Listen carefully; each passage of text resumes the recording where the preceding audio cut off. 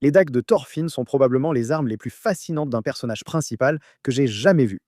Elles ne sont pas particulièrement ornées ou compliquées en soi, mais la signification qu'elles portent reste aujourd'hui très lourde. Il y a déjà eu d'innombrables personnes qui ont fabriqué leur propre reproduction de ces dagues, mais je pense que peu d'entre elles ont vraiment réussi à en capturer l'énergie avec précision. Dans cette vidéo, je vais essayer de reproduire au mieux ces dagues dans la réalité, alors restez pour découvrir le résultat.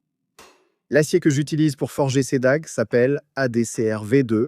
C'est probablement l'acier à outils moderne le plus fiable, alliant propriété et facilité de forge. Vinland Saga se passe vers l'an 1000, donc dans l'anime, ces dagues étaient sans doute en acier creusé. L'acier moderne étant bien plus solide et fiable, je n'ai pas jugé utile de fabriquer ou d'acheter mon propre acier creusé. Un des premiers défis pour fabriquer ces dagues est qu'elles paraissent différentes dans presque chaque image de l'anime, rendant même le choix de la taille du matériau compliqué. Après réflexion, j'ai choisi 10 pouces de barre, d'1,5 pouce sur un quart de pouce d'épaisseur. Mon intention était de forger des lames de 21,5 cm de long sur 5 cm de large. Les étapes pour forger ces dagues sont en fait assez simples. Ce que vous m'avez vu faire jusqu'à présent, c'est forger une pointe très obtuse. Et après un petit nettoyage de celle-ci, je retourne les lames et j'étire la soie. L'anime montre clairement que ces dagues ont une soie cachée. J'ai donc utilisé ma presse pour isoler et centrer ce matériau. Quand j'ai débuté la forge de couteaux et regardé des vidéos sur YouTube, cela m'agaçait de voir des gens utiliser une presse ou un marteau pilon pour simplement forger une pointe. J'ai longtemps cru que ces machines sophistiquées cachaient leur manque de compétences en forge.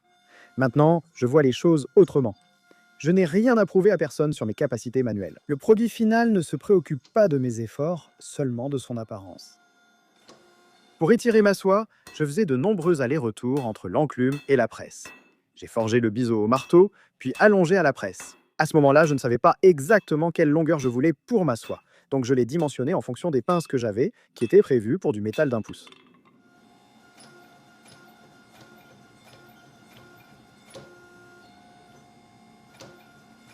L'acier mesure actuellement 1,5 pouce de large.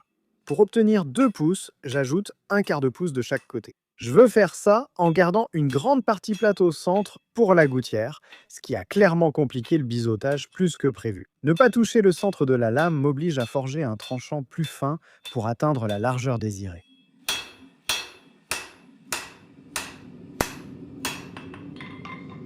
Ce côté sera presque fini, il ne restera plus qu'à le courber pour obtenir le bon profil. La façon dont j'aime généralement biseauter les lames, c'est de travailler lentement de la pointe vers la base. Pour un élément aussi court, j'ai choisi de biseauter complètement, un côté avant l'autre, pour simplifier les choses.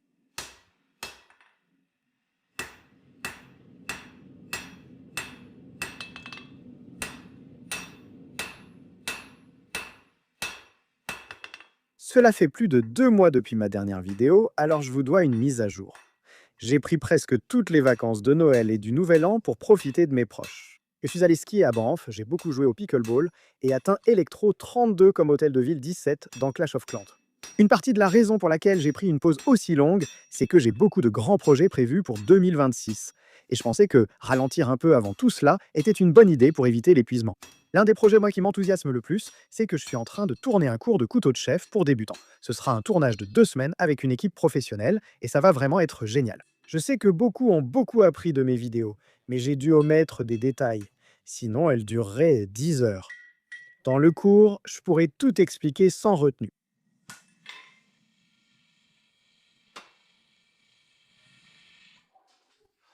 Ce n'était pas trop mal.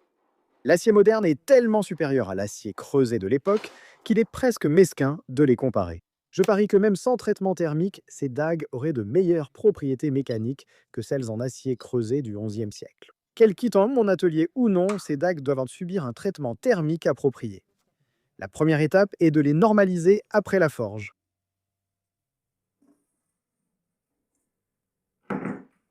Très bien, on attend. À ce stade, les grains de mon acier sont très irréguliers et la teneur en carbone n'est pas uniforme. La normalisation comprend 3 cycles de chauffage et de refroidissement pour remettre l'acier à zéro avant un traitement thermique.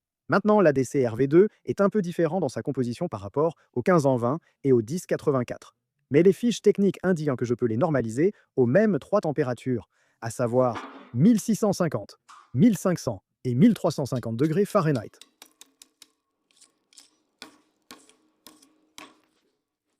J'ai forgé ces dagues presque à la bonne taille, mais je devais encore les finir à la meuleuse avant la trempe. On voit ici que le tranchant et la pointe sont un peu irréguliers. J'ai pris soin de passer un peu de temps avec une bande abrasive émoussée de grain 36 pour nettoyer tout ça et m'assurer que, lorsque je passerai au meulage des biseaux, j'aurai une surface propre sur laquelle les affûter. J'ai aussi dû retirer une partie du bas de ces lames pour garantir qu'elles soient à plat lors de l'ajustement des gardes. Cela les a un peu raccourcis, mais c'était prévu. Après la forge, et même après avoir meulé cette partie du matériau, les lames mesuraient 8,5 pouces de long.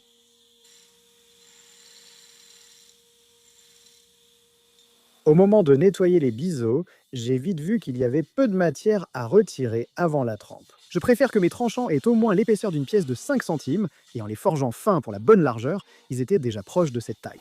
Je n'avais pas beaucoup de marge de manœuvre ici, donc tout ce que j'ai fait, c'est enlever un peu de calamine et recentrer légèrement le tranchant. Une fois satisfait, j'ai mis un aimant de soudage sur la lame et nettoyé mes plats. Je ne sais pas pourquoi je l'ai fait maintenant plutôt qu'après la trempe, mais ça n'a causé aucun dommage.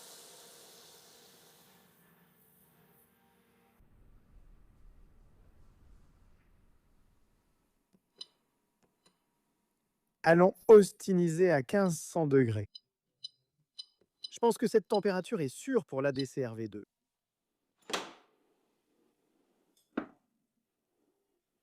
L'ADCRV2 est un acier assez tolérant, donc je ne m'inquiète pas trop.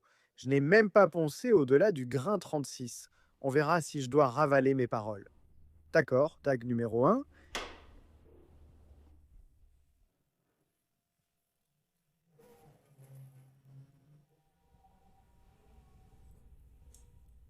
Super, ça n'a pas l'air trop voilé du tout.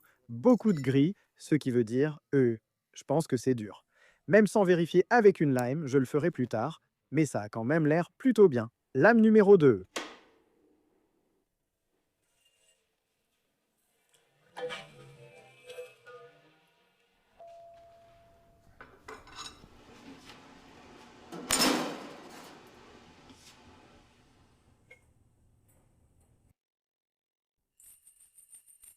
D'accord, même après un revenu rapide, la lime, genre, ne marque même pas. Ok, allons faire un vrai revenu maintenant. Maintenant, je pense qu'on va faire 400 degrés pendant 2 heures, deux fois. Très, mais très prudent. Revenu. Les lames sont sorties assez droites de la trempe, mais après le revenu, elles se sont un peu voilées. Avant de les redresser au marteau en carbure, je devais d'abord retirer un peu de décarburation à la meule. Je ne sais pas si vous voyez, mais c'est vraiment mauvais. La lame est assez droite, donc pas besoin de trop la marteler. Mais la soie part totalement de ce côté, comme une banane. Avant d'utiliser la rectifieuse plane, je veux vérifier que tout est bien plat. Ceux qui ont vu mes vidéos connaissent le processus, mais pour les autres, ce marteau en carbure agrandit la surface de l'acier d'un côté, ce qui le plie de l'autre. Pour moi, ce marteau est bien plus sûr que la chaleur et la pression, et il agit rapidement. Je ne sais pas si vous le voyez, mais c'est déjà mieux. Ce n'est toujours pas parfait, mais on y est presque. Les dagues de Thorfinn ont des émoutures extrêmement symétriques et géométriques afin que mes émoutures aient le même aspect. Ce que je fais ici, c'est poncer les deux faces pour obtenir des surfaces de référence propres sur lesquelles travailler. Cela facilitera la réalisation du creux plus tard et m'aidera à centrer parfaitement mes bulles de tranchant. Ce processus de surfaçage n'a vraiment pas pris trop de temps car tout ce que je voulais, c'était obtenir des surfaces propres, pas enlever beaucoup de matière. Oui, l'étape suivante est de meuler les creux, mais avant, je dois déterminer leur taille. D'accord, les creux. Pour les dax de Thorfinn, elles ont l'air un peu différentes sur chaque image. Comme sur celle-ci, cette distance ici représente environ un quart de cette distance-là. Mais si tu regardes d'autres images, c'est environ un tiers. Regarde celle-ci dans le manga, c'est plus grand et la lame semble plus petite. Je pense que je vais choisir quelque chose d'un peu entre les deux. Donc pas aussi petit qu'un quart, mais pas aussi grand qu'un tiers, en ce qui concerne la hauteur sur la lame. Si tu imagines l'avant de la gouttière comme un demi-cercle, ce point, le bas du demi-cercle, c'est le début de la courbe. Et c'est à peu près pareil sur toutes les photos que j'ai, tu vois. Juste là, ça fait comme ça. Et si tu regardes ici, c'est quasiment parfait. Quelque chose d'intéressant à propos de la gouttière que tu vois dans l'animé, c'est qu'au lieu d'avoir une section transversale ronde, elle en a une carrée. Je n'ai jamais vu de lame à gouttière carrée. même historiquement. Au pire, elles étaient triangulaires. Je pense que c'était un choix de l'équipe d'animation, donc je vais l'ignorer et faire une gouttière ronde à la place. Tout à l'heure, j'ai tracé deux lignes sur ces lames pour marquer la gouttière et faciliter le meulage sans que la meuleuse glisse hors de la rainure. Je rapproche lentement la ligne de meulage de la ligne tracée. Ayant peu d'expérience avec les gouttières, j'ai trouvé cette étape amusante.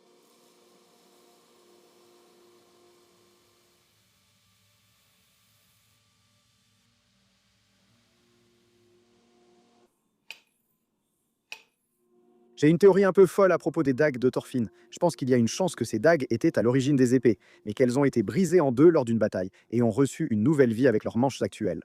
Mon raisonnement ne concerne pas l'histoire, mais leur conception. Laissez-moi expliquer ce que j'ai observé. La majorité des couteaux et dagues vikings avaient un seul tranchant. Celles à double tranchant avec gouttière partageaient souvent les mêmes garnitures que les épées vikings. Cela ne prouve pas vraiment mon point, mais seulement que les dagues de Thorfinn étaient uniques. En observant les armes de la série, la forme et la largeur des dagues rappellent l'avant des épées portées par tous. Je ne sais pas, ce n'est qu'une théorie, et même si elle est vraie, elle n'a pas vraiment beaucoup de poids, mais je trouvais que c'était intéressant à envisager. Revenons à ce qui se passe dans la vidéo. L'une des choses que j'ai remarqué en meulant cette gouttière, c'est que j'étais vraiment mauvais pour garder la lame à niveau. En passant à des grains plus fins pour polir, le coin de la bande devient plus tranchant et tolère moins les mauvais angles. J'ai donc mis ma fierté de côté et utilisé ma table comme support.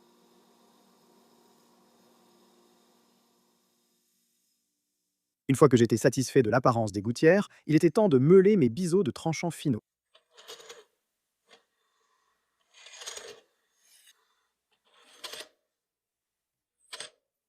Comme vous pouvez le voir, ma forge n'était pas parfaite.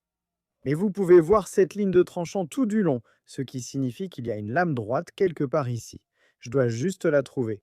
Je constate clairement que dans l'anime, la ligne de biseau va du tranchant aux côtés de la gouttière. Dans certaines images, cette émouture ressemble un peu à une émouture convexe, mais dans la plupart des autres images et cases, elle ressemble à des émoutures plates. Ayant plus d'expérience avec les émoutures plates, je vais en réaliser plutôt que des convexes. À mon avis, les biseaux sur ces dagues sont l'un des aspects que beaucoup de fabricants de répliques ratent. Voici quelques exemples de ce dont je parle maintenant. Je ne pense pas forcément que ce soit le fabricant qui soit paresseux. Il se peut simplement qu'il n'ait pas les outils pour le faire efficacement. Quoi qu'il en soit, c'est l'un des détails qui distingue vraiment une bonne réplique d'une excellente.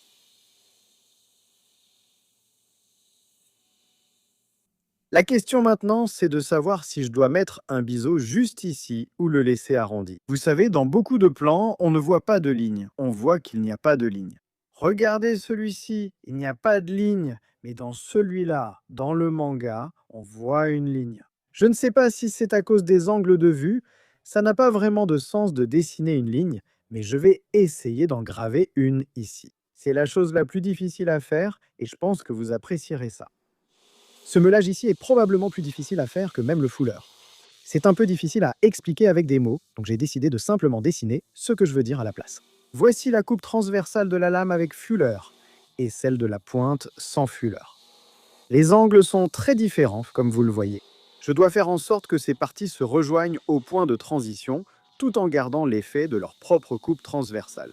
La meilleure chose à faire ici, c'est de meuler petit à petit et d'observer comment mes lignes évoluent. C'est lent et ça fait peur, mais heureusement, c'est l'un de ces procédés qui donne toujours un meilleur résultat à mesure qu'on y travaille.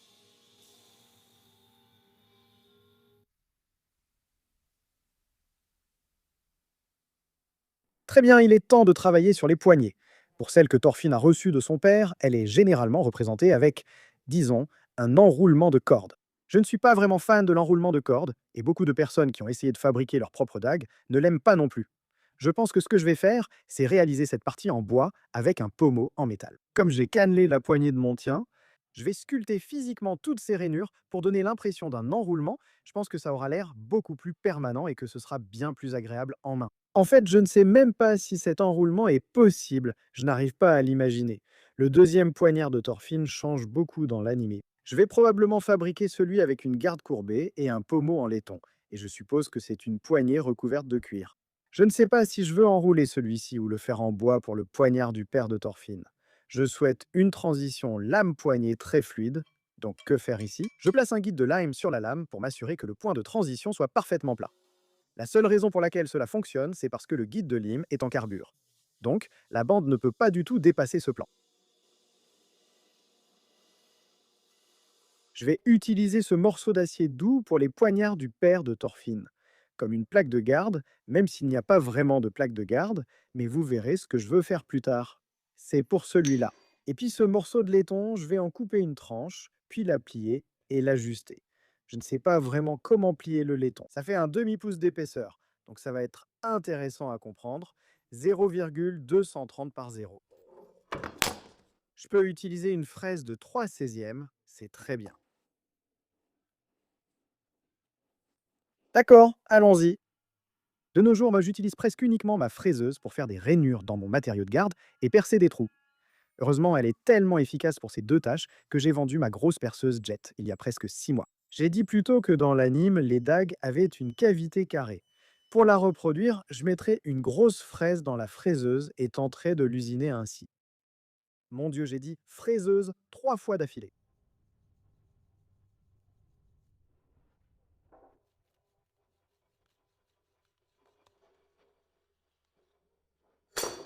D'accord, rainure carrée. Qu'est-ce que ça veut dire, hein?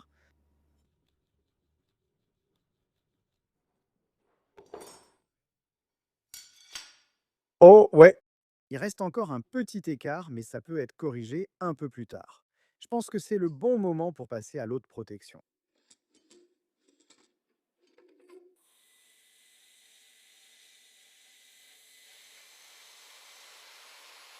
Bon, il est temps de faire quelque chose de potentiellement stupide. Cette garde en laiton doit être courbée, et je vais le faire à la presse hydraulique. Ça pourrait être dangereux, mais je pense que c'est la façon la plus rapide de le faire.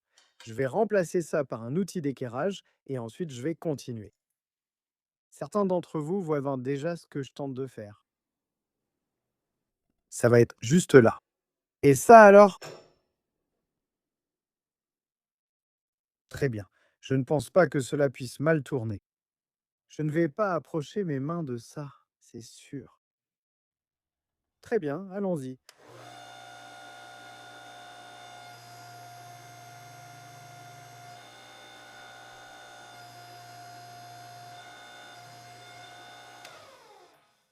D'accord? Jusqu'ici, ça se passe bien, c'est juste un peu à gauche.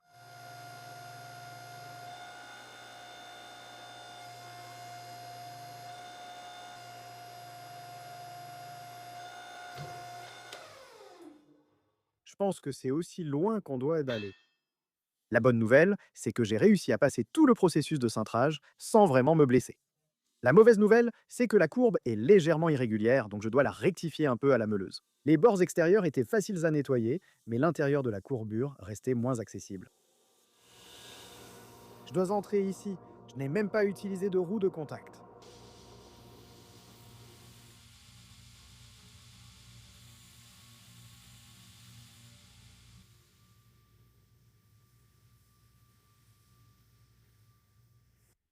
Ça va être assez intéressant. Mince, c'était un arc parfait. La fente qui va passer ici sera parallèle et ma lame sera comme ça. Donc ce que je peux faire, c'est soit fraiser un petit canal, juste ici, pour que la lame ait un endroit où aller, soit simplement meuler la lame en arc. Comme ça, elle s'adaptera parfaitement. Au départ, moi, je voulais faire les sections fraisées, mais je doute que le rendu soit meilleur, donc je vais peut-être simplement faire ça. Le déplacement en X est de 0,76 de moins 0,186. 0,288.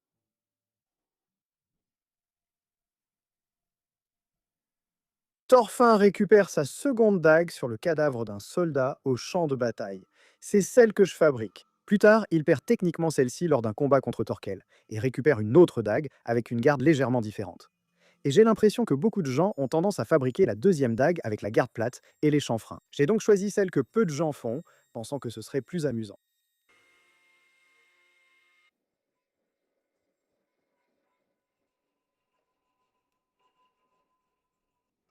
Allez, d'accord, c'est à peu près bon. Comment trace-t-on une ligne perpendiculaire à une surface courbe ou parallèle à une surface courbe? La réponse, c'est qu'on ne le fait pas. on le fait juste au jugé. Mon frère et moi cherchions comment tracer la courbure de la garde sur la lame. Après avoir testé la lumière et les ombres, j'ai finalement choisi de le faire à l'œil et d'alterner entre la meuleuse et la garde. Ça m'a probablement pris une vingtaine 5 d'allers-retours, mais finalement, les deux dagues avaient leur garde et leur plaque de garde ajustées. Et maintenant, il est temps de commencer à travailler sur les manches. D'accord. Donc, il me faut une couleur marron foncé pour celle avec la garde courbée, et je pense que je vais utiliser la même couleur pour celle dans laquelle je vais sculpter des cannelures. C'est du Gidji, un bois super dense, assez dense pour couler dans l'eau, très solide, vraiment magnifique. Je pense que ce sera le bois parfait. Mec, c'est ça qui me donne ma force. D'habitude, couper le matériau pour la poignée, c'est juste faire un rectangle. Mais la dague du père de Thorfinn a un gros renflement près de la lame. Ce qui veut dire que je dois découper une forme en T un peu bizarre pour m'assurer d'avoir du matériau là où il faut, avec les deux morceaux que j'ai découpés. Les côtés sont en fait assez grands pour faire chacun une poignée de couteau de chef, donc j'ai pris soin de les garder pour une utilisation future. La poignée de la deuxième dague est assez fine et parallèle, donc tout ce que j'avais à faire pour celle-là, c'était de couper un rectangle.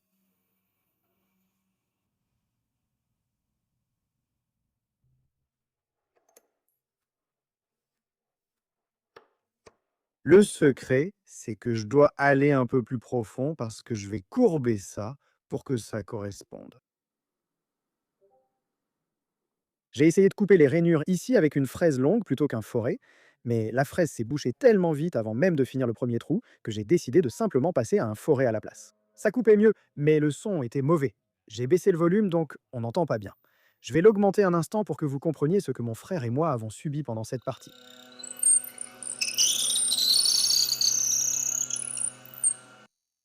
Une fois que j'ai percé les 3 trous que je voulais, j'ai décidé de revenir aux bonnes vieilles méthodes et d'utiliser le forêt pour casser la matière entre les trous. Je faisais toutes mes rainures ainsi avec seulement une perceuse à colonne. Ça marche, mais ça semble juste un peu effrayant.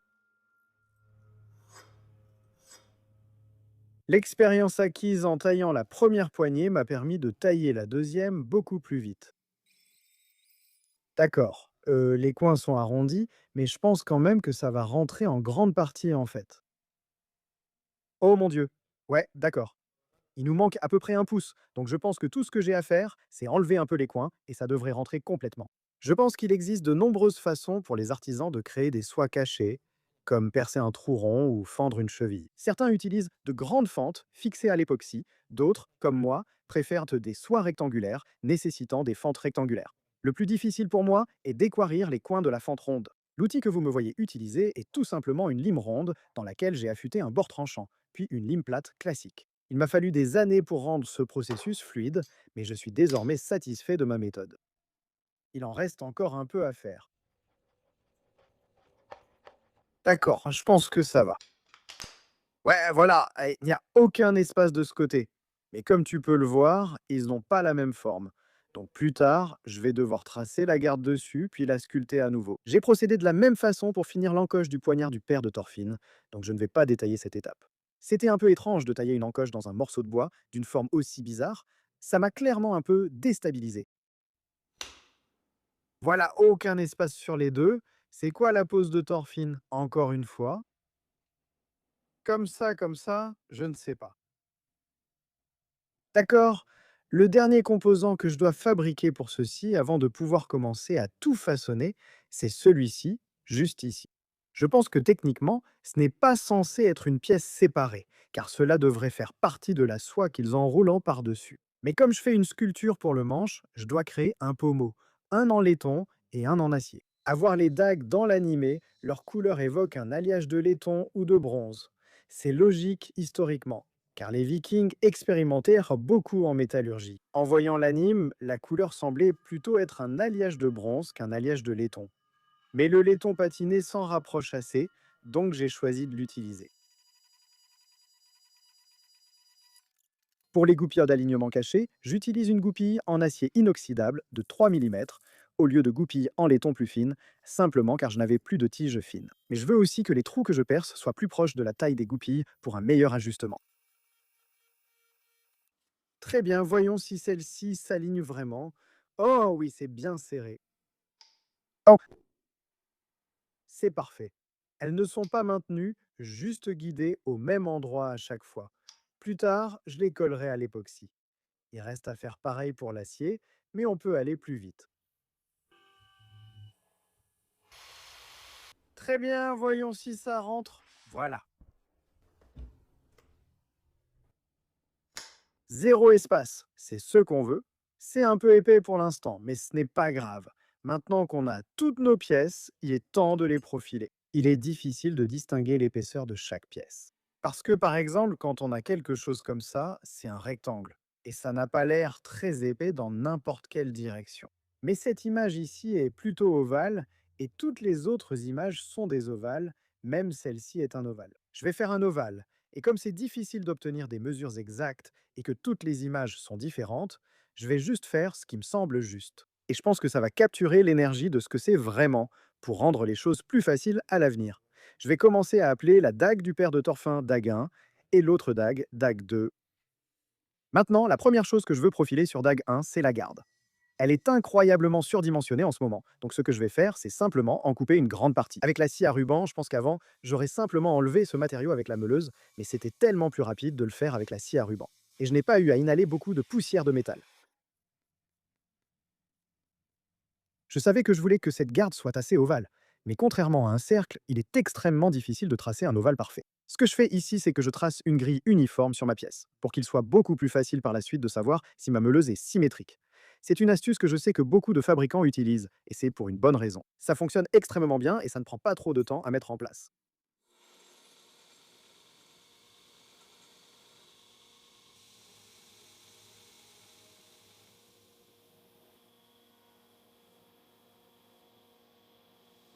C'est clairement un peu trop épais comme ça. Je pense que je vais le rentrer de sang maintenant, de chaque côté.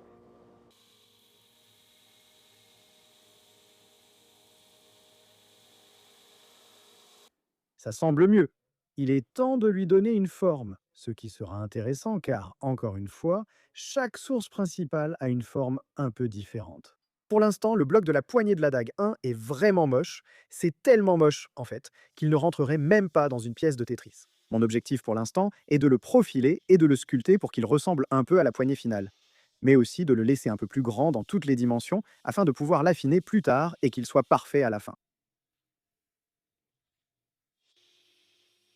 La bande jaune était trop agressive et je craignais de trop réduire la poignée, donc j'ai utilisé une bande plus fine de grain 80 pour finir la forme. Ce qui était difficile, c'est que la pièce en bois que je ponce n'est qu'une partie de la poignée. Je la ponçais en la comparant aux images, mais j'ai vu que c'était inefficace. J'ai donc choisi de fixer le bloc de la poignée sur la lame avec la garde et de tout façonner ainsi. Cela a grandement facilité la visualisation de la forme finale et j'étais très satisfait du résultat. D'accord, passons à celui-ci. J'élimine d'abord ce bord et l'espace ici. Le rayon du bloc de la poignée doit parfaitement correspondre à celui-ci, sans aucun espace. J'ai à peu près 1 milliard de façons de faire ça. Alors,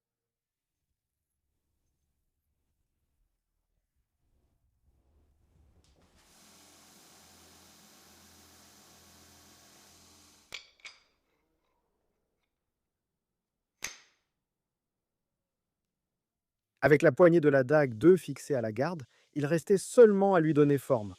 Sa poignée est bien plus simple que celle de la dague 1. Ce processus n'était pas très difficile, hein, je ne vais pas trop en montrer.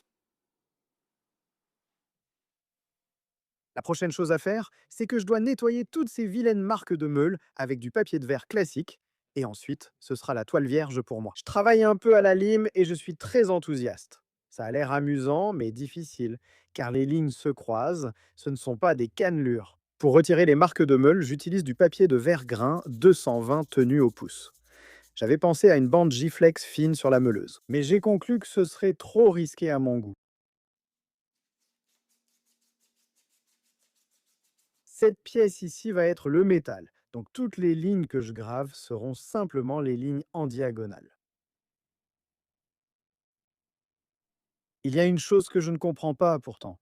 Peu importe de quel côté tu regardes la dague, tout va vers le haut. Alors, est-ce que cette corde ici remonte de ce côté ou est-ce qu'elle fait quelque chose de différent?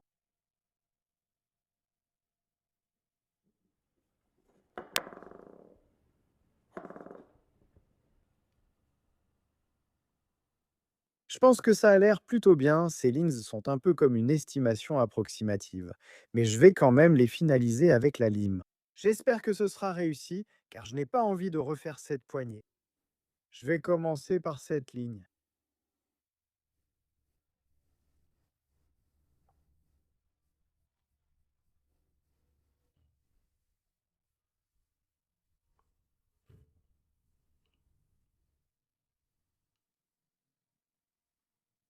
Ça devrait imiter une corde, et une corde a toujours la même largeur. Celle-ci fait 0,59. Ça devrait être pareil de ce côté, 0,59. Je dois juste continuer à vérifier pour m'assurer que c'est la même épaisseur des deux côtés.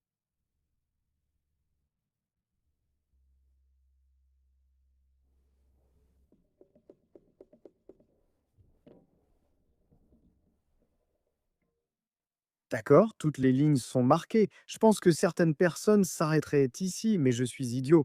Je veux leur donner de la profondeur. Pour l'instant, c'est juste plat, plat, plat. Mais je veux donner à chacune une forme légèrement bombée. Ça risque de prendre beaucoup de temps pour sculpter ce motif de tresse. Ce que vous me voyez utiliser ici, c'est simplement une petite lime triangulaire. L'angle aigu du bord de la lime rend beaucoup plus facile d'obtenir la profondeur dont j'ai besoin, comparé à une lime carrée par exemple. Une fois la profondeur atteinte, j'utilise la lime carrée pour ouvrir l'angle des rainures de 60 à 90 degrés.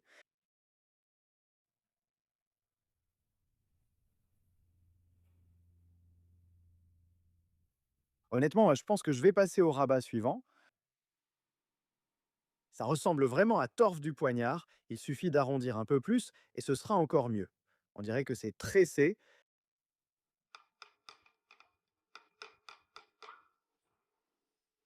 D'accord, je suis assez satisfait des deux premiers devants, mais c'était les plus faciles à faire. Bon, il y a plus qu'à s'y mettre.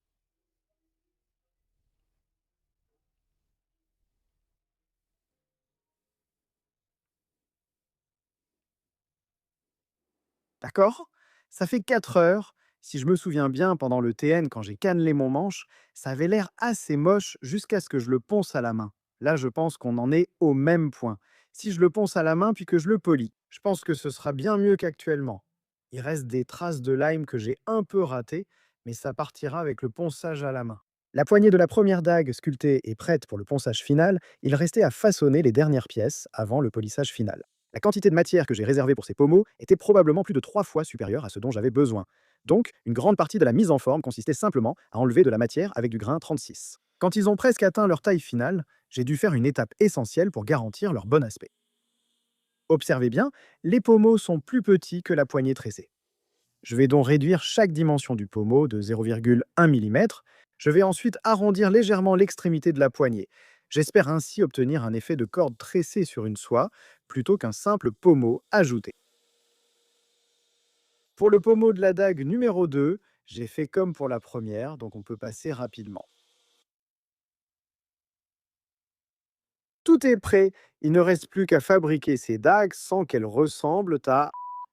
À ce stade, je vois généralement facilement à travers la finition brute et j'imagine le résultat final. Mais avec ces deux dagues, c'était plus difficile. Je pense que je me sentais comme ça parce que les gouttières étaient assez rouillées, alors j'ai décidé que la première chose que j'allais polir, ce serait les gouttières. Je n'étais toujours pas sûr de vouloir les poncer à la main. J'ai donc utilisé des bandes de conditionnement de surface. Cela offrirait une belle finition mécanique et une bonne base pour le ponçage manuel.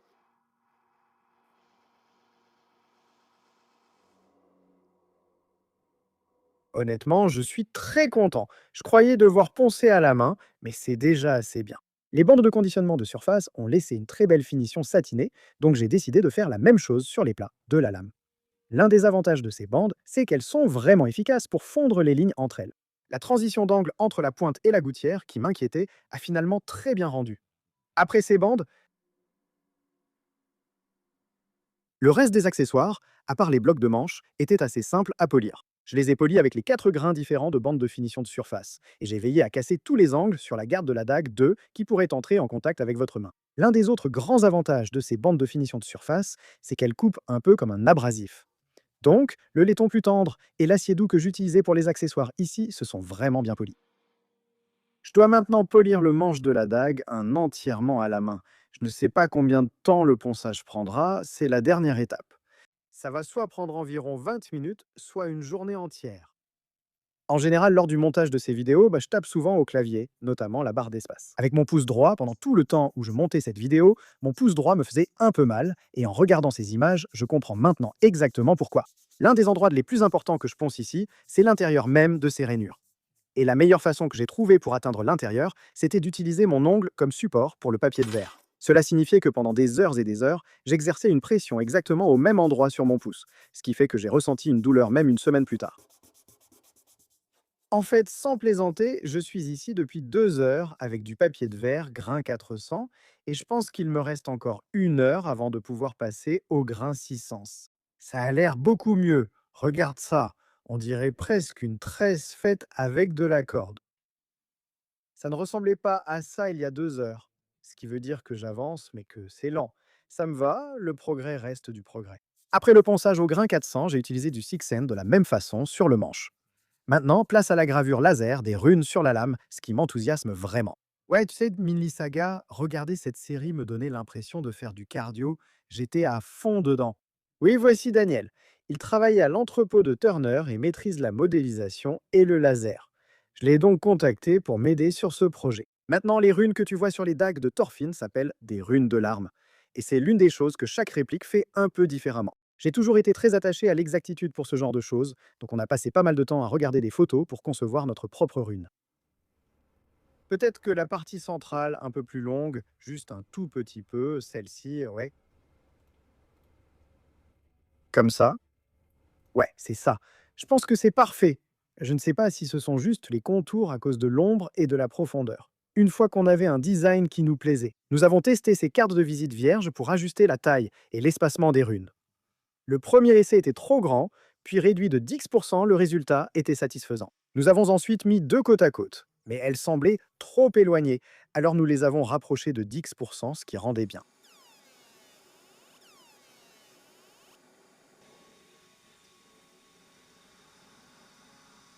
Avec le design qui semblait parfait, il était temps de faire un essai sur la soie de ces lames.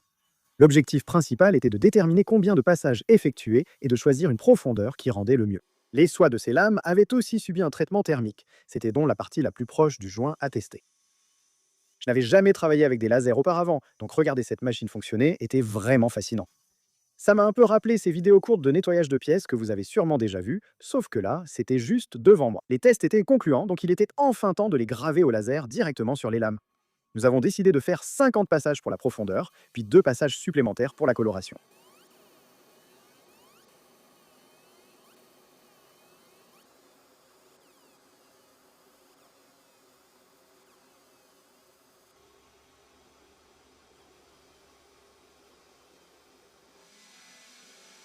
C'est vraiment joli, ça va être super classe une fois que tout sera assemblé. Tout ce qu'il restait à faire ici, c'était de graver les runes au laser de l'autre côté de cette dague et sur les deux faces de l'autre dague pendant que celle-ci était en train d'être gravée. Joey a pris une super photo de moi avec Chad et a dit qu'il ressemble à un parrain de la mafia.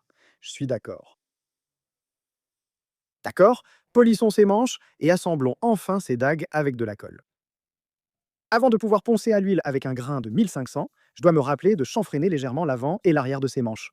J'ai déjà expliqué pourquoi plus tôt, mais c'est pour donner l'effet d'un enroulement autour de la soie.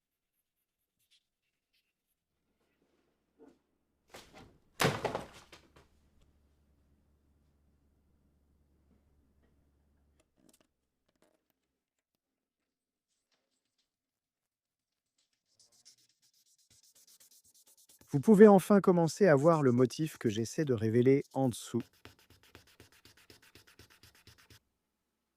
Oui, avec le polissage, ça va être incroyable. Polir ce manche sculpté a été un peu plus difficile que ce à quoi je m'attendais. L'intérieur de la sculpture est difficile d'accès sans viser un canal précis. J'ai donc incliné le manche et utilisé le bord de la roue pour y parvenir. Cela m'a pris 4 fois plus de temps que pour tout autre couteau, mais le résultat en valait la peine.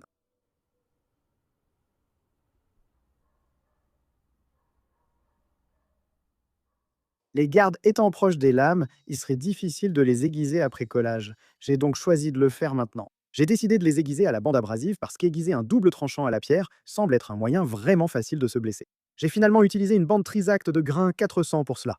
Et j'ai ensuite terminé avec mes cuirs à affûter. Toutes les pièces étant prêtes, il ne reste qu'à assembler. Cela fait plus d'un an que vous me demandez ces dagues, et je vous remercie de me confier la fabrication de lames aussi géniales.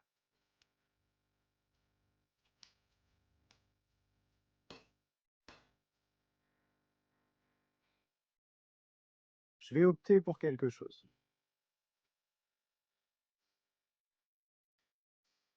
Ce sera vraiment cool une fois tout assemblé.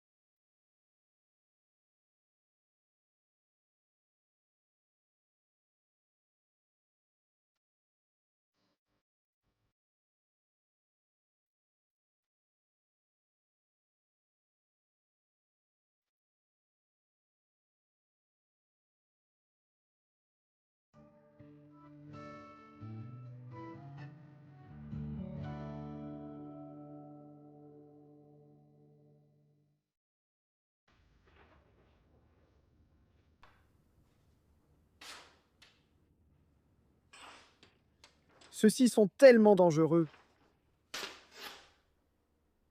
Ouais, ça traverserait quelqu'un.